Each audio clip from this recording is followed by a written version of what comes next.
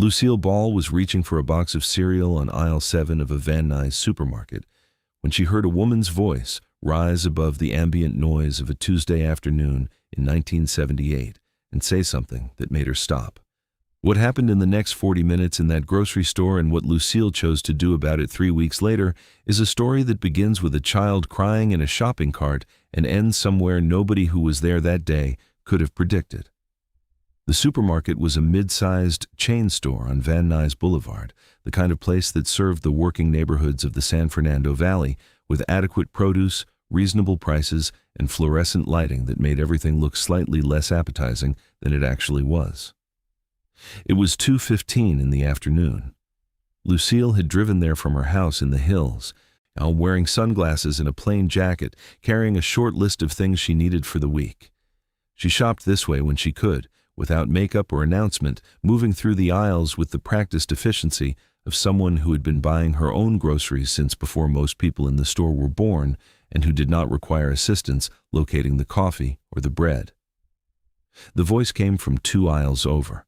A woman, young, strained in the particular way that voices become when they are trying to maintain control and losing.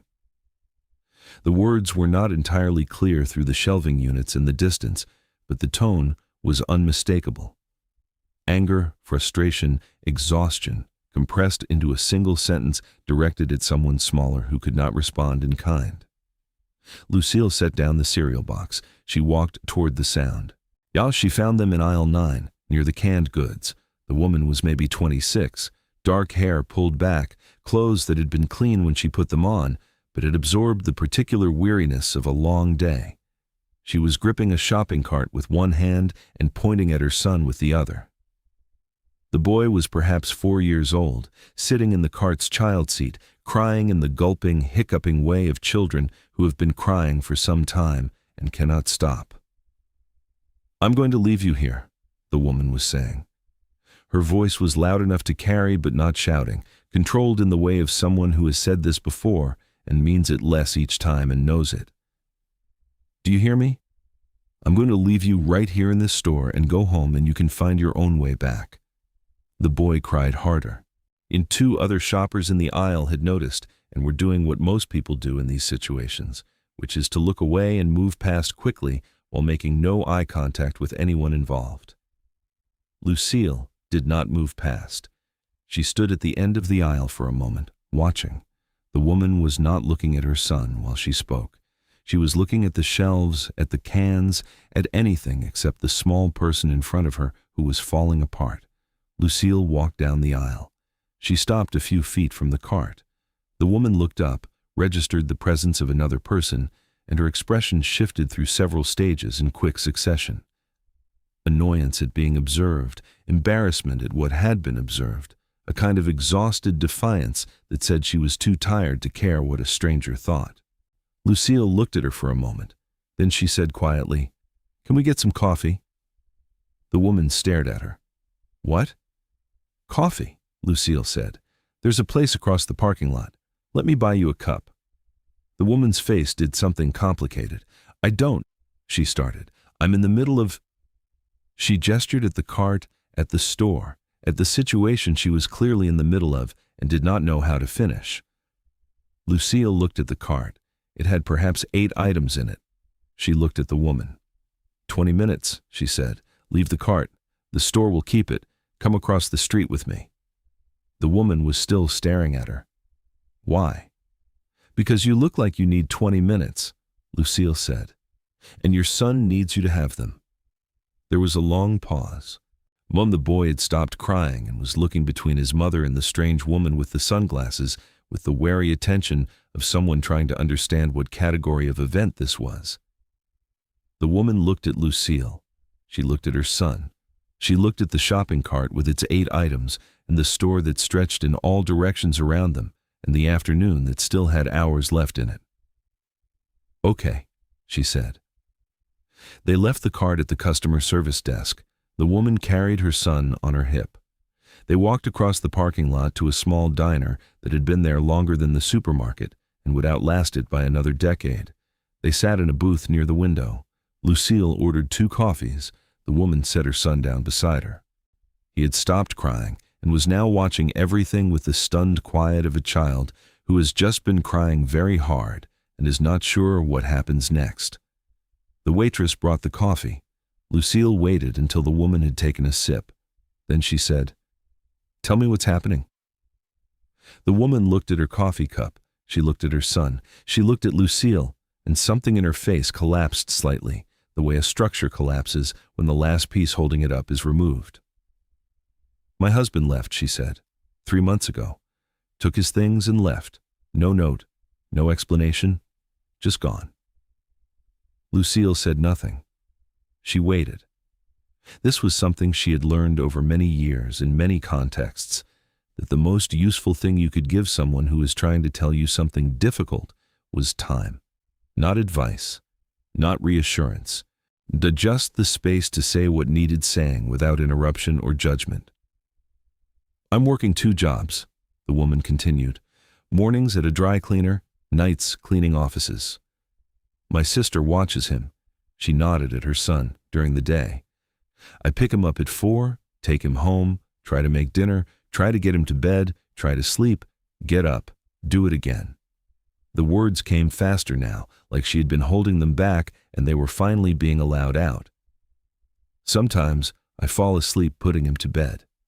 Sometimes I wake up at 2 in the morning, still in my work clothes. Sometimes I forget to buy milk or bread or the things he actually likes to eat, and I just stand there in the kitchen, staring at the refrigerator, trying to remember what I'm supposed to do next." She paused. "I'm so tired," she said. "All the time. I'm so tired I can't think. And he's 4. He doesn't understand why his father left. He doesn't understand why I'm never home. He doesn't understand anything, and I don't have the energy to explain it, and I don't have the energy to be patient, and I just—" She stopped. She put her hands over her face. She did not cry. She sat there with her hands over her face and breathed in a way that suggested she was keeping something back through effort alone. Lucille let her sit. She did not reach across the table. She did not say it would be okay. She sat in the booth with her coffee and waited for the woman to be finished with whatever she needed to be finished with. After a moment, the woman lowered her hands. "I'm sorry," she said. "Don't be," Lucille said. "I don't even know who you are," the woman said. Lucille took off her sunglasses. The woman looked at her face, and something changed in her expression. Recognition, partial and uncertain, the look of someone trying to place a face they have seen before in a context where it does not belong. "You're—" the woman started. "Lucille Ball," Lucille said. The woman sat back slightly. "Oh my God." Lucille put her sunglasses back on. "What's your name?" she said. "Jennifer," the woman said. "Jennifer Hartman.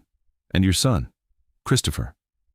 Lucille looked at the boy, who was sitting very still and watching her with the attention children give to adults they cannot quite figure out. She looked back at Jennifer. "Here's what's going to happen," she said.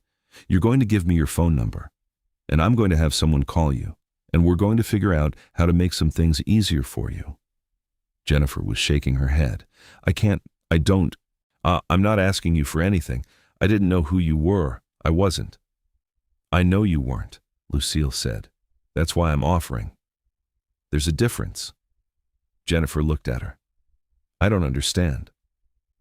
"You don't need to understand right now," Lucille said.